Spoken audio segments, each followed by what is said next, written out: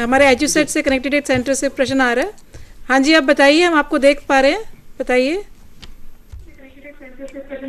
Hello. हाँ बोलिए। Hello. बोलिए। हेलो। हाँ जी, आप बताइए। हेलो। आपको सुन रहे हैं। हाँ जी, प्रश्न कीजिए। हाँ जी, नमस्कार नमस्कार नमस्कार। हेलो। कहाँ से बोल रहे हैं नमस्कार, आप? मैं विकासखंड कालसी जनपद देहरादून से सीआरसी कोऑर्डिनेटर बोल रहा हूँ। हाँ बोलिए। मेरा प्रश्न है कि ये भाटिया जी ने अभी बताया था विद्यालय सूचना अनुसूची में कि एक 14 विद्यालय का स्थापना वर्ष, इसमें एक 14 नंबर पॉइंट था। इन्होंने कहा था कि इसमें स्थापना लिखें, ईयर ऑफ अपग्रेडेशन ना लिखें। तो मैं ये पूछना चाह रहा हूँ कि जैसे हमारे यहाँ कोई ईजीएस की, अगर एक ईजीएस की स्थापना 2002 में हुई और उससे प्राइमरी में अपग्रेड 2007 में किया गया, तो इस कॉलम में 2007 आना है या 2002 आना है? क्योंकि प्राइमरी तो अस्तित्व में आया 2007 में और उससे पहले ईजीएस था। नवीन बोल रहे।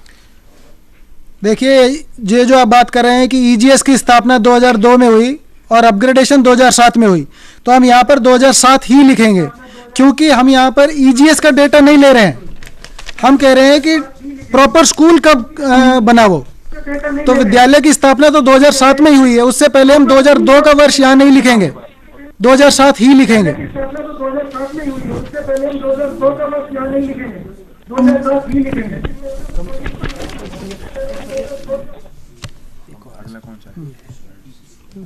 जी, एक सवाल हमारे पास पहले फैक्स के द्वारा आ चुका है।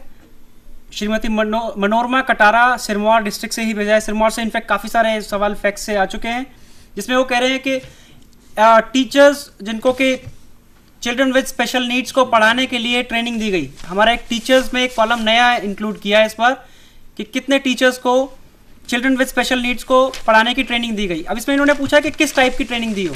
इनको फुल फ्लेज ट्रेनिंग मिली हो, सिर्फ वही टीचर को बताएंगे जिनको कि पूरी ट्रेनिंग मिली हो कि इनको कैसे हैंडल करना है चिल्ड्रन विद स्पेशल नीड। और वो मल्टी डिसिप्लिनरी होती है कि ऐसा नहीं कि सिर्फ एक ही तरह के बच्चों को, मल्टीपल बच्चों को कैसे हैंडल करना है। वो कई स्कूल्स में एक क्या होता है कि मॉडल टीचर सॉर्ट ऑफ होता है जो कि कई स्कूलों में विजिट करता रहता है और दो एक उसमें जाके सेशन लेते हैं, एक पीरियड लेते हैं। उस तरह के टीचर्स सारे इंक्लूड हो जाएंगे यहाँ पर।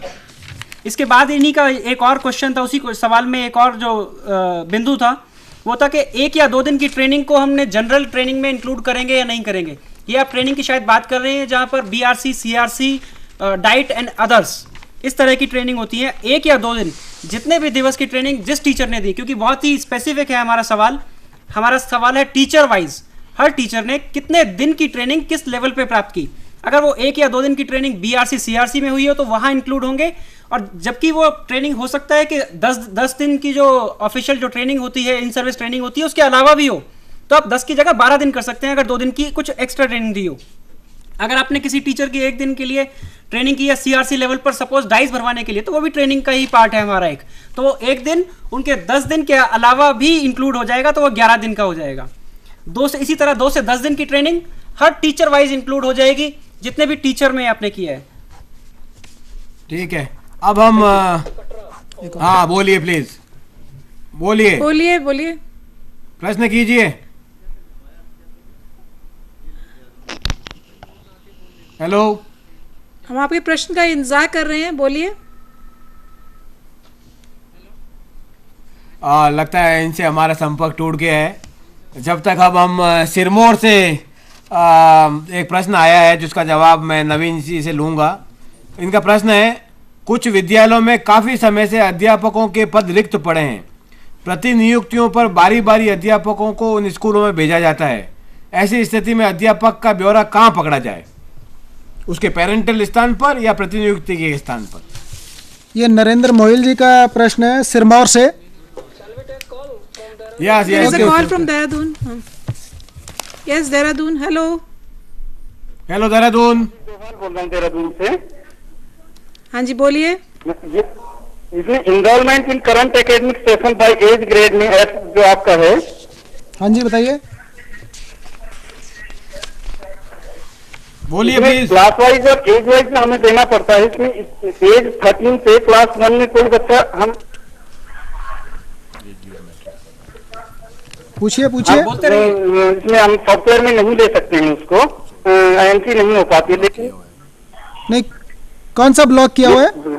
हमारे कुछ स्लो लर्नर बच्चे हैं जो 13 साल के हैं, हाँ, नहीं जो तो 13 आप साल उसको, के हैं और कक्षा 1 में है, नहीं तो आप उसको 12 जो कक्षा 1 में 12, है, तो वो सॉफ्टवेयर उनको लेता ही नहीं है। हाँ तो आप उसको 12वीं जो एज लिखी हुई है ना 12, आप उसमें डाल सकते हैं। जो भी 12 एज से ज्यादा क्लास 1 में आ रहे हैं, आप उनको 12 में डाल सकते हैं, क्लास 1 के 12वीं एज पे जी जी जी। आप वहां पे डाल सकते हैं, जो भी 12 से ज्यादा उम्र के बच्चे हैं। हाँ जी सर, सेकंड क्वेश्चन है सर मेरा, हाँ जी, सेकंड क्वेश्चन है सर मेरा पूछो। कि हमारी कुछ क्लासरूम में कुछ क्लासेस प्राइमरी स्कूल में बरामदों में लगती हैं, अच्छा, तो हम उसको क्लासरूम दिखाएं या अदर का उसमें दिखाएं? नहीं, अगर बरामदों में लगती है तो वो तो क्लासरूम में काउंट नहीं होगा, ओपन स्पेस में ही लग रही है ना, वो तो बरामदा तो ओपन स्पेस है, आप उसको क्लासरूम्स में काउंट नहीं करेंगे। तीसरा है सर ठीक सर, थैंक यू। तीसरा है सर कि खेल के मैदान से क्या तात्पर्य है? खेल के मैदान को कितना क्या, बड़ा होना चाहिए, क्या है? हाँ जी, आप एक बार फिर से रिपीट कीजिए। खेल का मैदान कितना बड़ा, कहीं बड़ा, देखिए, कहीं बहुत बड़ा मैदान है, कहीं केवल बरामदा है स्कूलों में? नहीं, खेल के मैदान के लिए एरिया का कोई स्पेसिफिकेशन नहीं है यहाँ पर। हम सिर्फ यही पूछना चाहते हैं कि खेल का मैदान चाहे वो छोटा हो चाहे बड़ा हो, वो अवेलेबल है कि नहीं। ठीक है, थैंक यू। अब सही है। अब एक क्वेश्चन कोई नहीं, अच्छा ही हो गया, ये नहीं हुआ। एक प्रश्न जो पूछा गया था नरेंद्र मोइल जी ने, नरेंद्र मोइल जी ने पूछा था सिरमौर से, वो बीच में रह गया था। उन्होंने पूछा था कि कुछ स्कूल्स में टीचर्स की वैकेंसी वैकेंट है, टीचर्स की पोजीशन खाली है, वैकेंट है, टीचर नहीं है वहाँ पर, तो किसी दूसरे स्कूल से टीचर को वहाँ पर डिप्यूट कर दिया जाता है। तो वो जो डिप्यूटेड टीचर है उसकी इंफॉर्मेशन कहाँ पर लें, जहाँ पर वो डिप्यूटेड है या जो पेरेंट स्कूल है वहाँ पर। उसमें उसका सॉल्यूशन ये है, उसका जवाब ये है कि वो टीचर वहाँ पर ही काउंट होगा जहाँ पर वो पढ़ा रहा है, जहाँ पर डिप्यूट किया गया है, क्योंकि वो टीचर वहाँ पर इन पोजीशन है, उसको वहां पर काउंट करना है जो टीचर जहां पर पढ़ा रहा है, चाहे वो किसी पेरेंट स्कूल से आया हो, चाहे किसी दूसरे स्कूल से आया हो, कहीं से भी आया हो, लेकिन जिस स्कूल में टीचर पढ़ा रहा है presently 30 September of the record date, जिस स्कूल में वो पढ़ा रहा है टीचर, वहीं पर उस स्कूल की उस टीचर की काउंटिंग होगी। हेलो देहरादून, हाँ जी, हम आपको देख रहे हैं, बताइए। नरेंद्र रावत, सीआरसी कोऑर्डिनेटर नागपात से बोल रहा हूँ। हाँ जी। मेरा प्रश्न ये, पहला प्रश्न तो यह है कि जो विद्यालय कोष है, इसमें जो 1 अप्रैल 31 मार्च तक का विवरण देना है, इसमें आखिरी कॉलम जो है अन्य स्रोतों से प्राप्त राशि। तो मैं ये जानना चाह रहा हूँ कि जो एनडीएम से हमको पूरे शैक्षिक सत्र में राशि प्राप्त होती है, क्या हमको इसमें उसका विवरण देना है? और दूसरा प्रश्न मेरा यह है कि हमारे परिसर में एक प्राइमरी स्कूल है जो एडेड है, और उसी परिसर में जूनियर स्कूल है जो नॉन एडेड है, और वहाँ पे एक विद्यालय में स्थिति ऐसी है कि जो प्रिंसिपल है वो एक ही है, और पूर्ववत जो स्थिति है उसमें प्रिंसिपल अलग अलग है। तो मैं ये जानना चाह रहा हूँ कि इस ऐसी स्थिति में क्या जो डाइस प्रपत्र होगा वो एक ही भरा जाएगा या अलग अलग भरा जाएगा? देखिए जी, बोलो। देखिए, आप जो पहला सवाल था आपका कि आप जब फंड्स की बात कर रहे हैं 1 अप्रैल से और 31 मार्च तक के बीच में जो हम फंड्स ले रहे हैं, funds collected from other sources, अन्य स्रोतों से आए, तो इसमें भारत सरकार की तरफ से या आपकी स्टेट गवर्नमेंट की तरफ से जो फंड्स मिल रहे हैं, उनके अलावा अगर कोई सोर्स है, या हम सोर्स ऑफ फंड की बात कर रहे हैं कि किसी और से, जैसे कि हमने बताया था कि कोई डोनेट कर देता है कुछ स्कूल को, उस तरह के फंड सिर्फ आएंगे। अगर एमडीएम वगैरह कुछ इसमें इंक्लूड नहीं किया जाएगा। कोई भी और सरकारी फंड हो सकता है, आपके स्कूल को मेजर रिपेयर मिला हो, स्कूल मेंटेनेंस ग्रांट मिला हो, तो वो चीज़ें भी इस पर नहीं आएंगी।